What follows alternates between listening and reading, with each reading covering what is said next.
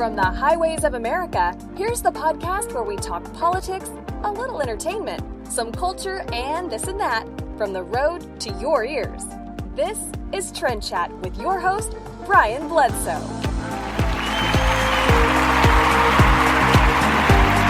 All right. Welcome to Trend Chat. I'm your host, Brian Bledsoe. And if you want to connect with us, we're on Facebook, Instagram, Twitter, or Snapchat. It's all the same name, Trend Chat 24/7. All right, let's go ahead and bring it down because we don't have that much time. We're going to speak with Nate Madden of Blaze TV, talk about the Oscar nominations, and given that the partial government shutdown is over, we're going to see what the status of that so far. So, since with the limited time we have, we're going to touch on just a couple of issues, a couple of the stories. One little story, I guess, will be the Super Bowl. All I'll say, Patriots 35-20. I'll just go with that. And the other thing, I don't know if you heard the story about the Empire actor, Jussie Smollett. He was supposedly attacked in Chicago. Personally, I say supposed because I personally don't believe him. But hey, if it really happened, I hope he gets justice. But with his animosity towards Donald Trump and Trump supporters, I just don't believe him. I would just say I don't believe him. He needs more people and some videos as well or something. With the remaining time, I'll just say odgapparel.com. Check them out. I mean, like I mentioned before, I am just astounded that we have partners like ODG Apparel that wants to partner up with us. So check them out. Great Christian gear, hats, shirts, you name it. Check them out. Trend Chat 10, you get 10% off. 1776united.com. 76 militia-trend chat, you get 20% off. Great patriotic gear, hats, shirts, you name it. So that's all I got for right now. Till next week, actually. So, without further ado, let's get on with our interview with Nate. And we are very pleased to have the congressional correspondent for Blaze Media, Nate Madden, with us. How you doing? I'm doing all right, man. How are you? All right. Now, I know in that introduction I said congressional correspondent, but also I guess another title I should mention is, I guess, film connoisseur of sort. Cinephile. Okay. So we're gonna first, before we get into everything with the shutdown, because I mean, for one, that's boring. But we're gonna talk about these Oscar nominations that just recently were announced. And I mean, look, we're not gonna go through all of them, but just kind of the big categories and just give our thoughts overall. So I guess first off, what do you think of all the nominations, and did you see them all? No, I did not see them all. I've seen a couple. Actually, I think I've just seen Black Panther. Yeah. I mean, that's normally the case though, because most people haven't seen any of these films for the most part. The only people that seen them are the people that voted for them. Yeah, so that's the complaint that's been going on. I mean, since I remember the first time I heard this complaint from somebody, from like the morning talk show radio that my dad and I listened to. It used to be that the nominees were commercially successful films that everybody saw, The Godfather and things like that. And now it's more of a wine and cheese kind of thing, Now that, especially in the Best Picture category, where they've expanded it to 10, and it's like you said, the only one I've seen, I'm looking at the list right now in the Best Picture, and the only one I've seen is, Black Panther.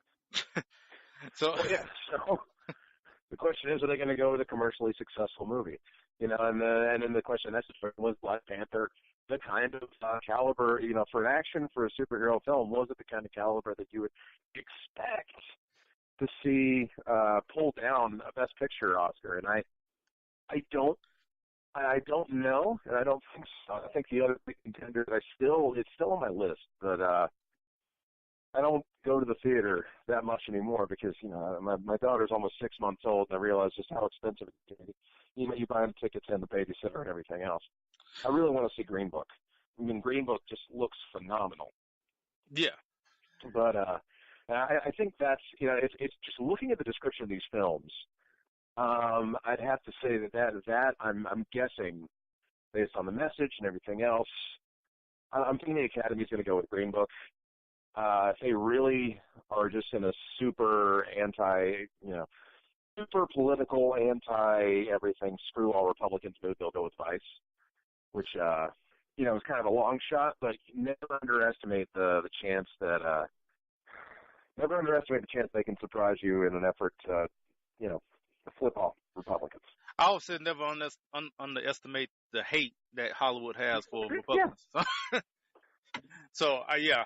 Now, I called Vice when the trailer came out. When I saw the trailer, that's going to get a nomination. I didn't even have to watch the movie. I saw the trailer. I saw it was about Dick Cheney. It was from Adam McKay. He hates Republicans. I said, That's going to get a nomination. Christian Bale going to get a nomination for Best Actor, and I called it then. So, yeah, of course it was going to get the nominations. They've got to at least tip the hat there. I don't know that it's going to beat out Green Book. I really don't. I think Black Panther has a much better prospect of beating out Vice just based on. It's interesting. I mean, this is the overarching point. You don't have to see any of the movies to anticipate what the Academy is going to choose, or at least to make an educated guess, because it's all based on their political and social proclivities, right? Exactly. I will say, I'm thinking I'm pulling towards Vice. Now, I was going to hold off what I was going to say about Black Panther until a little bit later, but I'm just going to go ahead and go into it now because if anybody been listening to the podcast have heard probably at least 4 or 5 episodes on what I thought about Black Panther, and I would just say again, I don't hate the movie. I saw the movie multiple times. I think the movie was good. My thing about all this with Black Panther, I just think it's going way too far, and that. I'm just gonna go ahead and rant because first thing, Black Panther was not even the best Marvel movie, let alone one of the best movies of last year. That would be Infinity War, which when I saw the nominations, I see Black Panther had 8 nominations and Infinity War only had like 1. I was like, that right alone I said, okay, I could see right now this is basically pandering. And at best, I feel like Black Panther is, for one, I don't think it's so original, because to me, I feel like it's like Black Thor. So, and I feel like as far as superhero movies go, it's mediocre compared to past superhero movies like The Dark Knight, Logan, and so when I see that it's being nominated, I'm like, for one, I could see the people, Hollywood, they're like, well, this tick all the boxes right here. We can get a black guy, black superhero. So that covers all the bases. Now, I feel like that they're just going to go this far. They're just going to nominate it, right? And then they just couldn't bring themselves to just actually have it to win. So, but to cover themselves, they're going to go with Green Book. I mean, because if you read the bio about Green Book, it's like you don't even have to read that much into the bio, because the bio is about a white guy driving around a black gay artist through the South. That's basically it, and that sounds a lot more progressive for Hollywood, and that they would definitely want to go with the more artsy film like Green Book, or like as you mentioned about Vice. As far as if they really hate on Republicans, but the thing about it was funny about Vice, because Vice was not so critically acclaimed as I thought it was going to be. So maybe Adam McKay didn't go far enough in showing how evil Dick Cheney was in his mind. So maybe they may not give it to Vice because they felt like he should have went farther than he did. All right, the rant's over. Yeah, I think. Yeah, from the clips that I've seen of Vice, and from the I don't read film reviews anymore. I used to back in high school, college. I gave it up. There's absolutely no point to it. These people live on a different. Most of the folks who write film reviews, live on a different plane of reality. So I mean, but the folks that I talk to went and saw Vice. You know, unless you're just going for there's almost just that tribal, almost pornographic feature of like everything that we say bad about a Republican is going to make us laugh. If you don't already have that mindset going into it, it's not that funny. No. And that's what everyone that I've talked to who's seen it, who doesn't go outside wearing a pink stocking cap with ears, is going to have a hard time finding the actual humor in that. That being said, I mean, I wouldn't discount. I really wish I had come over and that I actually, you know, I had been able to go to the theater and see Green Book, because, you know, everything that I saw from the trailer, from the premiere, it just looks good. I mean, we're talking about Viggo Mortensen and Marshall Ali, who are phenomenal actors in their own right. It looks like a really well done story. I just wish I'd been able to see it to come into this. But I don't want to discount it, and I kind of want to like just push back on the. It looks like it's a well done film. Not just, I mean, of course, it's going to get all the points because of the social narrative that Hollywood's probably going to seize on and get up, and of course, everybody who accepts an award for it, who is probably going to do everything they can to, you know, pontificate about it. But it does look like a legitimately well done film in its own right. Well, I'm not even disputing that it's not a good film. It's just like I just couldn't imagine if a equally well-made film about a conservative Christian would even get, a sniff of a nomination if it was equally, made just as well done. So that's just what I'm looking at. I'm just looking at, like I said, I just look at the bio, and a lot of times when I look at the nominations, especially for Best Picture, I will just like basically just skim over the bio. I'm like, okay, yeah, that's the hot political trend in Hollywood. That's what they're gonna go with this year. Well, no, and boy, that touches on another hobby horse of mine. All right, so the question is, what a film about a conservative Christian, or even that has these like classical, not even conservative, but like natural law views, poking through. Would this make it? Yeah. Well, here's a good example. The Mule. All right, for those who haven't seen it, so that's one of those that's not on the list that came out this year that I thought was absolutely phenomenal. All right, if you're looking for, if you saw the trailer and you walk into the theater looking for, a 90-year-old Dirty Harry, you're going to be disappointed. If you're a big fan of the body of work that he kind of started, this kind of common thread that we've seen with $1 Million Baby and Gran Torino and some of these others that Eastwood's cultivated over the last few years, this is a continuation of that. But, even though like Eastwood, he calls himself a Buddhist, he calls himself all these other things. A lot of these characters, they have these struggles with their faith, right? He has these Christian characters like Walt Kowalski in Gran Torino, and his character in The Mule. They struggle with their faith, and they struggle with all these other things. They eventually, towards the end of the film, through a lot of these harsh realizations, up to the true, the beautiful, and the good. And what makes me frustrated is that Eastwood is making, in that sense, better Christian film than a lot of these other explicitly Christian production houses, which are, it seems a lot of time we're trying to do accuracy by volume with a lot of these films. I'm not going to name names. I don't want to step, I don't want to get into an argument of taste, but everybody has at least 2 or 3 of those explicitly Christian films that you can think that have come out in the last, 10 years that could have used, they could have percolated a little bit longer. They could have been punched up in a lot of different ways. They could have, they could have been better done. But it seems that, as far as we're Christian, art and Christian filmmaking right now is content just to be present instead of just being excellent in a lot of senses.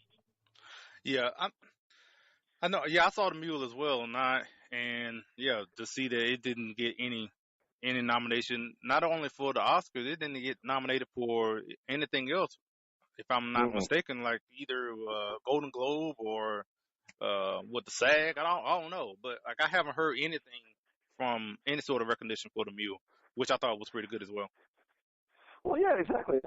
But I feel like I kind of want to. feel like I'm on the verge of writing like an essay or dissertation on just, truth, beauty, and goodness in Clint Eastwood's more recent filmmaking that's been, at least overlooked or at least not looked at enough in a lot of ways. There's another, a underdog in the Best Picture, in which I don't know how much of an underdog it is. That's on Black Klansman.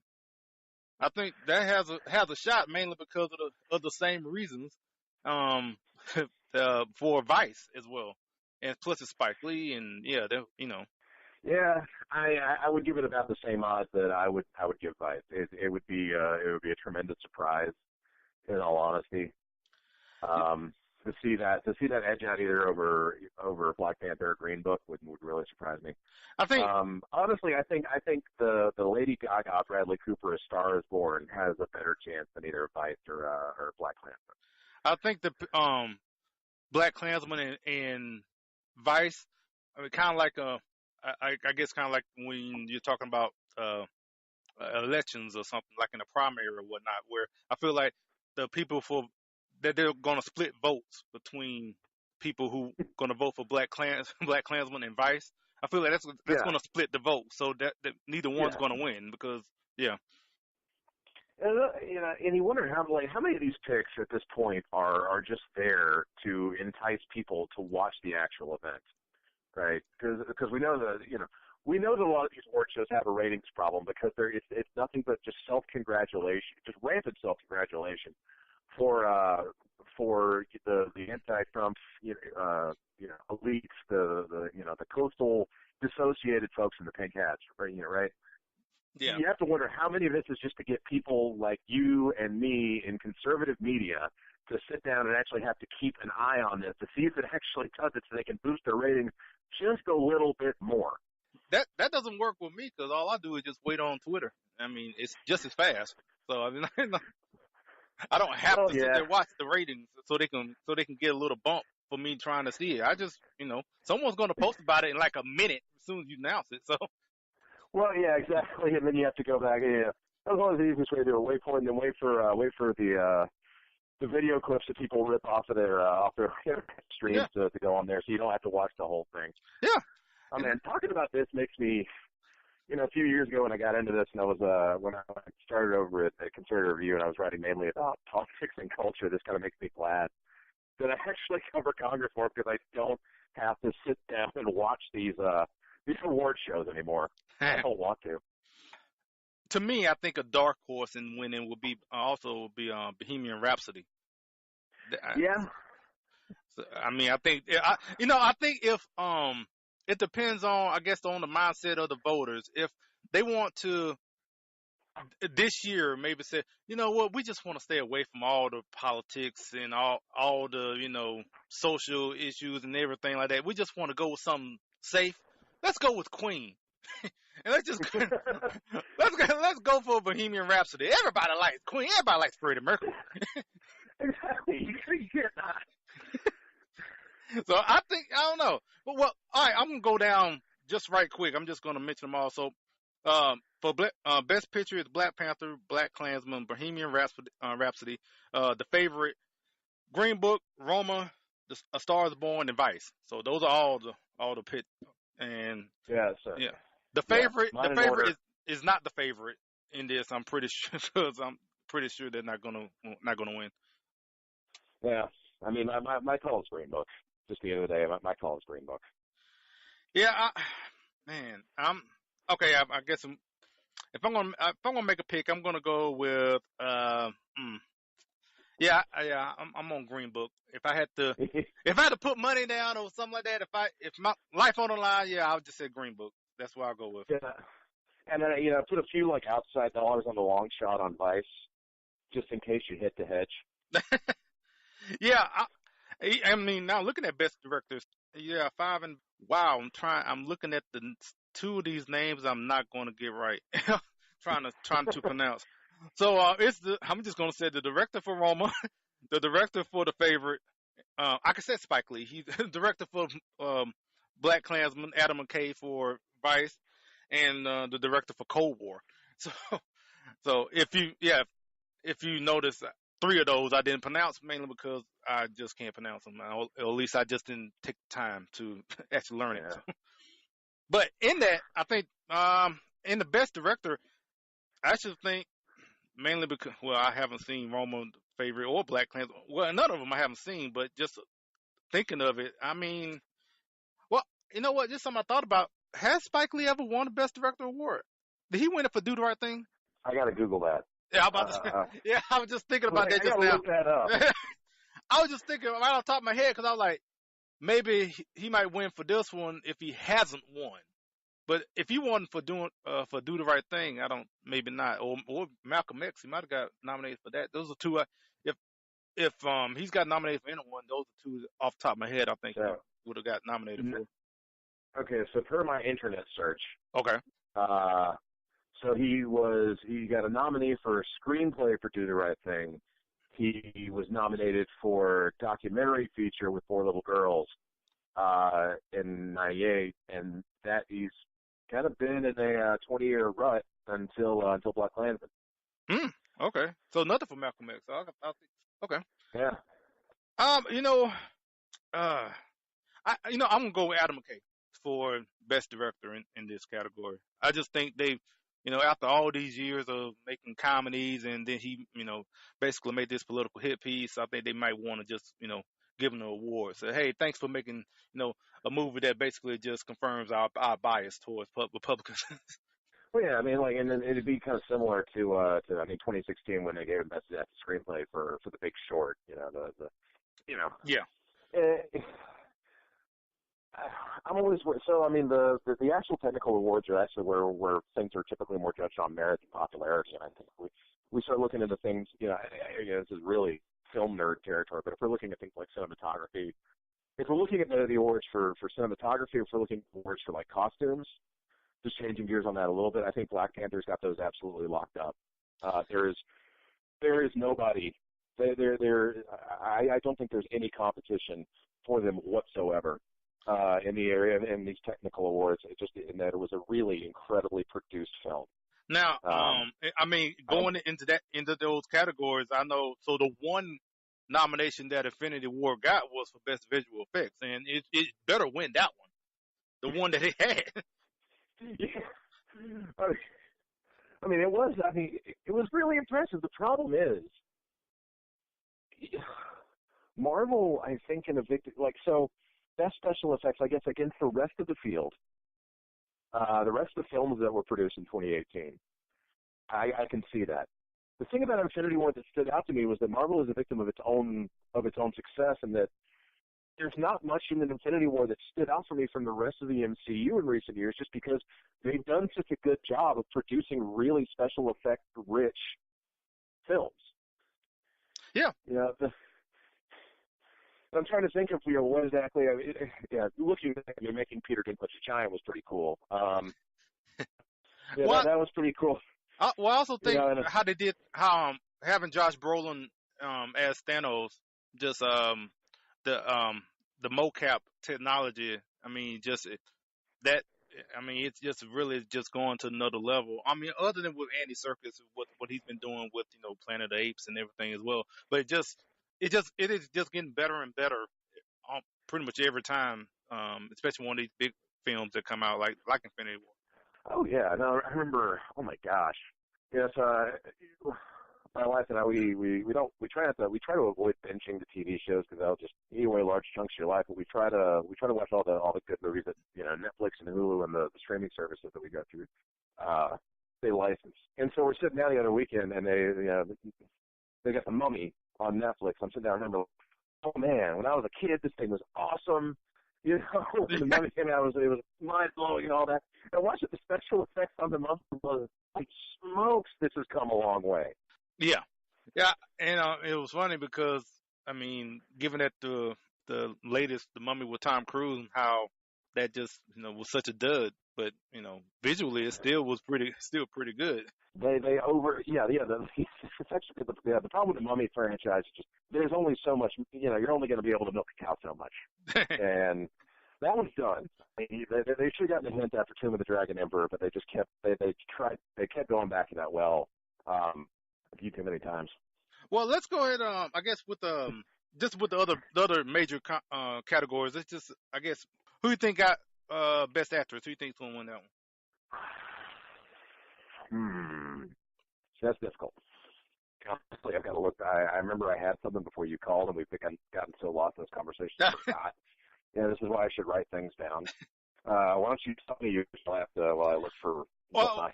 well, looking at it, I mean, I'm just surprised when Lisa McCarthy won for that movie. Can you ever forgive me? That she got nominated. Even though when I saw it, I was like, is she trying to make an Oscar film? Like, is she trying to get nominated for an Oscar? When I saw it, and here she is being nominated. But I mean, but it's also going against Lady Gaga and A Star Is Born, and this is see.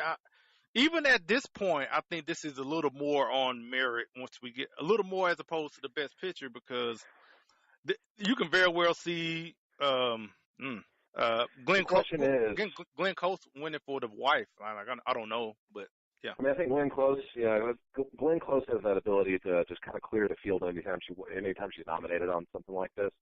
My question is whether or not they're going to forego the temptation to boost their own relevance by giving the award to Lady Gaga. Mm. And I realize how cynical that sounds, but well, they did nominate Black Panther, so like you can't blame me for getting cynical after watching how the Academy and all these other award shows and committees have behaved and acted over the last few years. I think that it's fair to pick, but I will say the biggest temptation for them is going to be the one to boost their own relevance by picking Lady Gaga and just go for the easy headlines. Mm. Yeah. Ooh. I mean, I don't know. Yeah. I'll go with. I said Glenn Close. Just that's who I'll pick. That mainly the safe pick. But I don't. As far as Lady Gaga, maybe. I mean, I think she would have to have done like really well for the for the snooty Hollywood crowd to say, okay, we'll give you an Oscar, right? Especially for Best Actress. So I don't know, but Best Actor, I called this, like I said, back when the trailer came out. Christian Bale is winning for Best Actor. That's my pick. I don't think I think that would be a more legitimate pick than it would be for giving Best Picture to Tobias, just because looking at the span of Christian Bale's career, the fact that he was able to again, I have to preface that I have not watched Lights all the way through. I've seen excerpts. I've seen the excerpts, but watching him, he once again does this amazing job of jumping into these roles, and he's almost on the level of like a Johnny Depp, where he has this amazing range, and he intrinsically can be all these things. And he can jump from films like Memento to the Dark Knight trilogy to The Fighter to, oh my gosh, everything else that he's been in recently, and now he jumps into the role of Dick Cheney. I think that in and of itself, just seeing the breadth of his portfolio is impressive, regardless of the film. Yeah, and like I said, I already had it down for Vice to win for Christian Bale to win, and also this is being even more cynical than you on this one. I think when he thanked Satan during the Golden Globes, I think that really that earned some points with the Hollywood crowd. I think they really want to give it to him now for that, for making that speech, because they're like, yes, Satan. That's how I think they feel that way. And like, yeah, we love that. I'm glad. And on top of the fact of what he did for about how he portrayed Dick Cheney, so I think he pretty wrapped it up with that speech at the Golden Globes. Yeah. Now, one other category I will mention, I think I could almost say this is 100% is going to win is Best Documentary Feature is RBG. It's Ruth Bader Ginsburg. I'm almost certain that's going to win Best Documentary.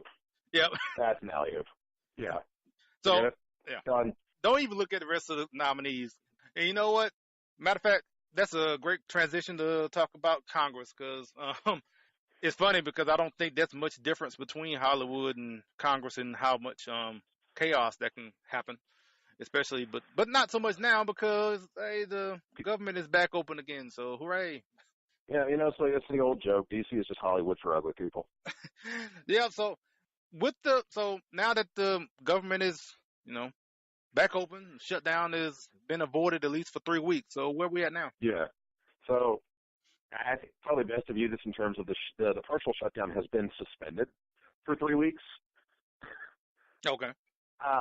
Yeah, I think that's the best way to look at this. So again, when we were talking about a partial shutdown, we were talking about 25% of federal spending was not covered when we went into this back in December, and now that's been appropriated for until Valentine's Day weekend in the next 3 weeks, so February 15th. And honestly, right now there's a lot of uncertainty. I can tell there's a lot of it that's happening as I'm talking to you. It's just people who are back at their desks. There were a lot of folks, not necessarily in Congress because the legislative branch is taken care of, but a lot of folks in the administration, a lot of folks, not just the rank and file bureaucrats.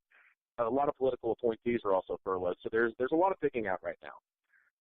That's gonna pervade a lot of this. And the question is, what in the world is going to come out of this select border security conference as far as proposed?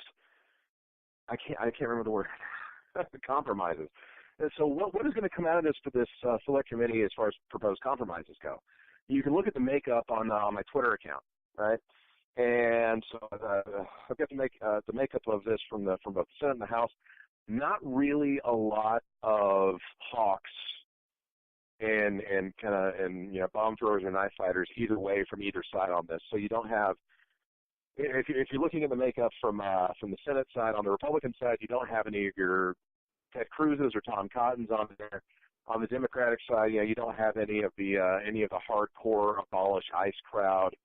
So what we're going to get is something I think that is, if they do recommend anything, it is probably going to be something that both progressives and conservatives are going to hate equally. Which some people, well, that's the nature of compromise.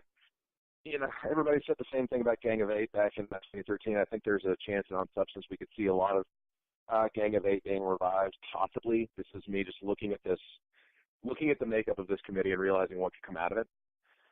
But we'll have to see what comes out of there, and then we'll have to see where support lands on those proposals. Because as it stands right now, there's nothing fruitful that's come out of President Trump trying to work directly with Pelosi and Schumer on this. They will not do it. And I think the face-saving thing for everybody is going to be to jump on and endorse at least, the majority of whatever this conference committee comes up with. The question is, what is it going to look like? How much amnesty are they going to propose in exchange for how much border security? Is that going to be an amenable trade for either side? And where are the actual votes? Those are the questions that are going to have to be either raised and are going to have to be answered over the next 3 weeks. And I don't know. I just don't see the Democrats giving up anything. And I can just see Republicans giving up more than the Democrats, if any, at all. Because, they're just so bent on not, giving an inch, especially now, given that they have control of the House. Right. And I think that's going to be used by a lot of more establishment types to kind of throw up their hands and say, well, if we're doing this too late, we don't have the House, we have to take what we can get, blah, blah, blah, blah, blah. I think from my observation, most Republicans will message on, the safe stuff. We've got to get illegal immigration under control. We've got to do something about it. We've got to do all this. There are very few who are actually willing to go to the mat and fight for the things that they believe in, and really are willing to take the blows from the mainstream media headlines on this. President Trump showed that he was willing to do it. There are a few congressmen and senators that are right up beside him. They're willing to do it. I think when the chips are laid down, I'm not talking about any specific members of Congress. I'm not talking about even some members of leadership who realize that this is a do or die thing for 2020. I think that there are just a lot of people in the Republican conference who care more about keeping the federal bureaucracy humming than they do about securing the border. it sounds absurd, but I think what we'll see when this comes out is the dynamic is a lot of Republicans realize they couldn't join with the handful of, like 10 or so House Republicans that ran away on most of the Pelosi funding plan votes, and you can see all those on my Twitter. One of the things I do is I just keep a running list of Republican sections on Twitter on a lot of these different votes. They realize they can't get away with jumping on with the Democrats whole hog like some of their colleagues did. They also really don't want to spend too much of their political capital fighting for something like border security when it means they have to take all the slings and arrows from the mainstream media when it comes to anything that involves the federal bureaucracy. Yeah, I've seen time and time again, just because Congress is close, pretty evenly split. Out of that split, I would say probably more than 70 to 80% when it comes to whether it's illegal immigration or actually dealing with the debt and all that. I think most of them, 70 to 80%, are perfectly fine with way things are going and don't want to, as you said, want to really go for trying to either stop illegal immigration or anything else really when it comes to come to limited government. Yeah, that's one thing that Congress loves. A lot of members won't say they love it, but their actions speak louder than their press releases in this stance. Congress as an institution loves to run on autopilot. All right? It loves to run on autopilot regardless of who is in control of which chamber at any given time. There's a reason that we've only passed a full-on 12 appropriations on-time budget a handful of times in the past 40 or so years, and why so much of the annual appropriations, which is pretty much Congress's primary job, is to write checks for the executive to execute the laws that it makes. There's a reason that they've only done it a handful of times in the past 2 decades. Yes, the budget plan is broken, but there's a reason the budget process hasn't been fixed, despite this, for so long, is because Congress loves to run on autopilot. And part of running on autopilot is just making sure that the federal bureaucracy has, at the very least, enough to continue its slow, steady rate of growth ad infinitum. I just can't imagine in 3 weeks to all of a sudden see, have this scene again of talking about having the government to, partially shut down. And I just can't see that happening because, it's just going to be way for the Republicans especially, they'll be way too skittish to want to have to deal with that again. They'll be begging for anything, and then that's when they'll give up everything. I mean, that's the big rehearsed play that we've seen play out, the variations on the theme that we've seen so many times over the last few years. I mean, if we want to game this thing out, something is going to. Here's a rough sketch of what this is probably going to look like. All right. Yeah. You'll have the select committee come out with a plan. The plan may get slightly amended by the leadership in either chamber. All right? Mm-hmm. You are going to see progressives on the left, so the Alexandria Ocasio-Cortezes and the hardcore progressives on the left come out against it because it doesn't defund ICE and do all this stuff and it doesn't completely throw open the southern border. And you're going to see the immigration hawks on the right come out against it because depending on how much amnesty it wants to trade for how much border security, it might not actually address the illegal immigration crisis that we're facing at the southern border. There's there's a very strong possibility that it is not going to be amenable to the folks who have been messaging and really making their political bones on this for a few years. So they'll go out, they'll lose if Donald can get behind it in the Senate. If Pelosi and McCarthy get behind it in the House, they'll get together, they'll put the votes together, they realize that McCarthy can lose some conservatives, McConnell can lose some conservatives, Pelosi and Schumer, they can lose some hardcore progressives and still get this thing over the finish line. And because of all that, all the wrangling, the White House will probably have enough border security cover in there for the president to sign it and crumble while he does it. I think we're looking at that sort of situation where nobody's going to be really pleased with it, and I'm even more skeptical that we'll actually get something that will adequately address the problems that we have going on at the southern border. Yeah, and even with what was already being proposed, really wasn't enough, really, because whether you're talking about $5 billion or $1 billion, it still wasn't enough to really tackle the issue. Right, and that's something that a lot of people touched on. This $5 billion, that was a down payment on the full cost of what was supposed to be $25 billion. That's why the White House moved its position to a steel barrier as opposed to a concrete one, and where they're playing around with what they can get accomplished with $5 billion, et cetera, et cetera. Yeah, and then of course you have the question of what are we going to change about the immigration process to actually let the wall work?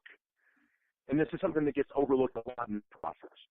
All right, a wall, a border barrier, whatever you want to call it, double-layered fence, whatever you want to call it, physical border security is a force multiplier. But it's a force multiplier so long as you have robust enforcement and you actually treat illegal immigration like it's illegal. What do I mean by that?